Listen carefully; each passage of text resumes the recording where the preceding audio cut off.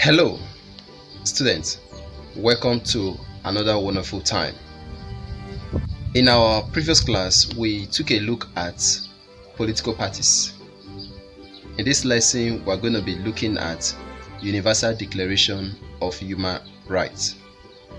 By the end of this lesson, you should be able to give the meaning of Universal Declaration of Human Rights, and then you will also be able to list some of the core freedom of Universal Declaration of Human Rights. Let us first of all start by looking at the term Universal Declaration of Human Rights. Universal Declaration of Human Rights means the first global expression or proclamation of rights to which all human beings are entitled to. It proclaims that all human beings are born free and establishes basic rights for all citizens.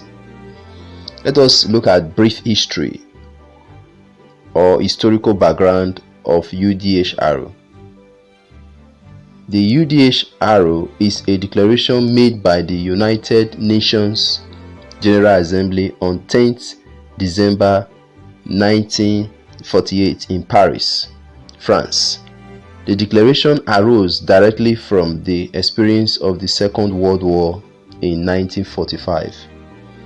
When the atrocity committed by Germany came to the open after the Second World War, the general opinion within the world community was that the United Nations Charter did not define the rights of individuals sufficiently. Thus, it was necessary to give effect to the Charter provision of human rights.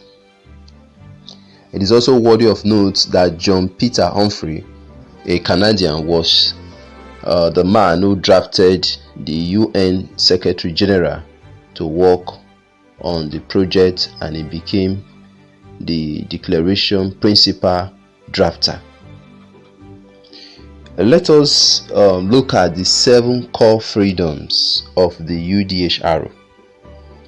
The 7 core freedoms of the UDHR are the right upon which the foundation of freedoms of justice and peace in the world is resting. They are certain rights that cannot be suspended even in an emergency situation. They include the following.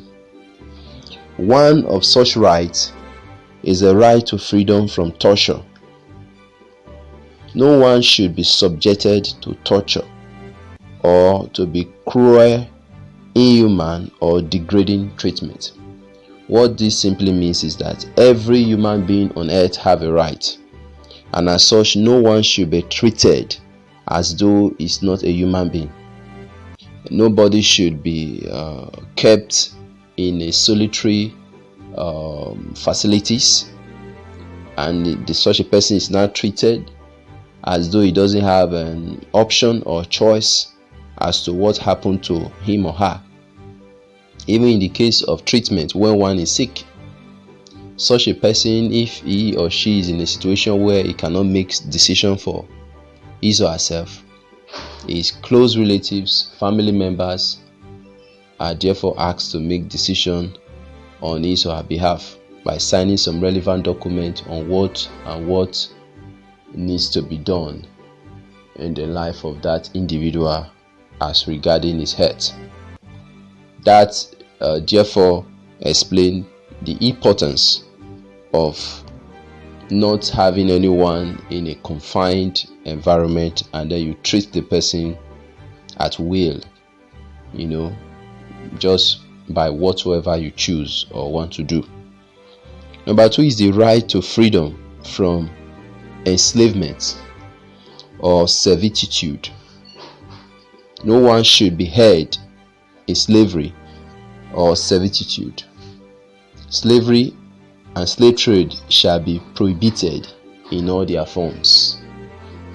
What that means is that by this proclamation, it is now therefore known to the general public that nobody has the right to sell another person or to have a slave. Before this time, people used to have slave. People used to have somebody, a human being, who they will buy as though they are buying a goat or a fowl from the market, and then they own that human being. They claim ownership over that human being. The human being become part of their property, and then they can decide to do anything to the human being. They can decide to kill the human being. They can decide to sacrifice the human being. They can decide to do anything at will to the human being. It therefore means that that human being does not have a right. So by this declaration, it abolished that act. It is now very important to know that nobody has a right anymore to own a slave and to begin to start taking decision over that person. That no matter who that person is, as long that person is a human being, has the right to make decision for his or herself. The other one is freedom from want.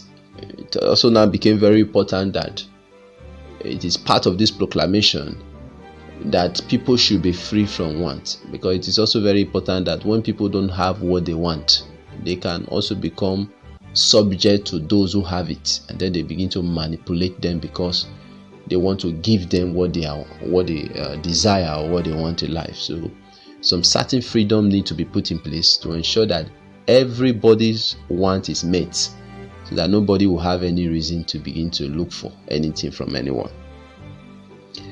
The other one we look at now is freedom from fear. It is also now very important that this proclamation also create a room for freedom from fear, so that people who live in fear, who sometimes are not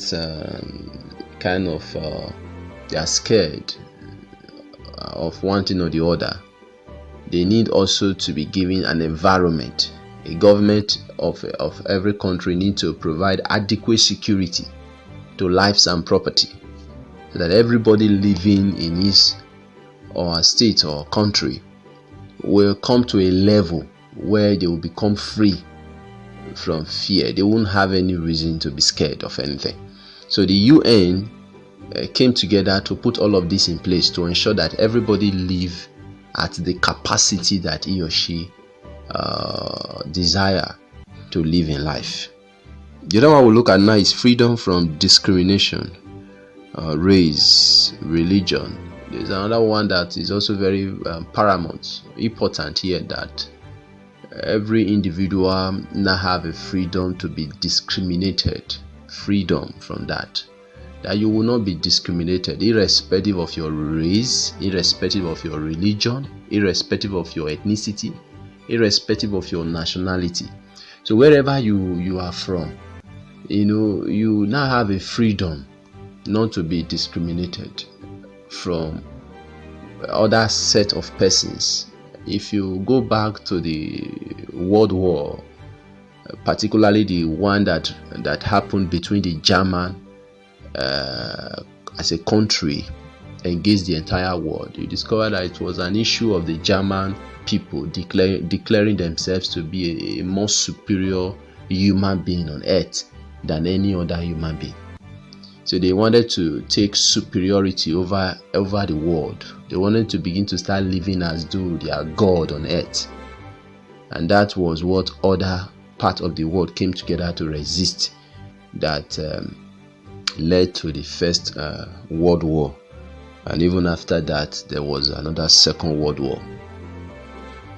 The other one we're going to look at now is freedom from retroactive penal laws.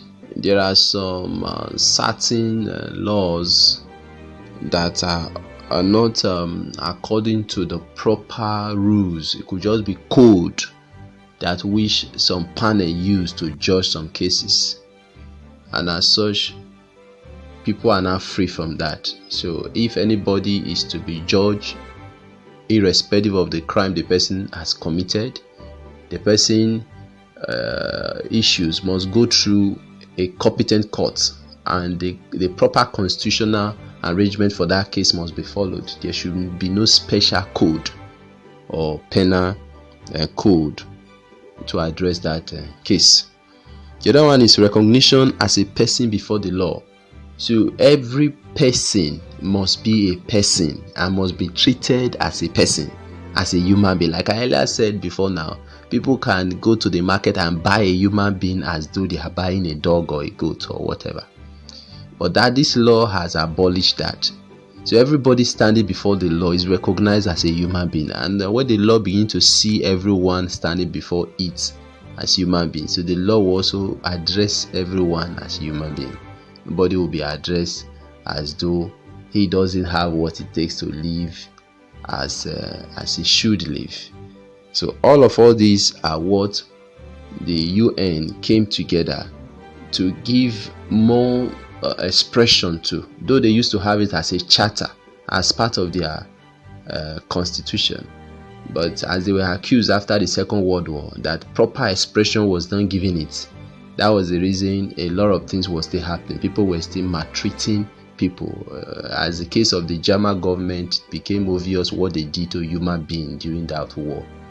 So the UN came together to sit, to look upon it, and to give it more expression. And they also now mandated every countries that are part of the UN to make it as a case of urgency and importance as part of their constitutional provision for their citizens. This is all we are going to take for this class. Now next class we'll be able to look at other section of the UDHR. I'll see you in my next class. I hope you enjoy the class. During the course of the class, we looked at the meaning of Universal Declaration of Human Rights. We also look at some of the core freedoms of Universal Declaration of Human Rights. This is all we're going to take for this lesson. In our next class, we'll look at another topic. I'll see you in my next class.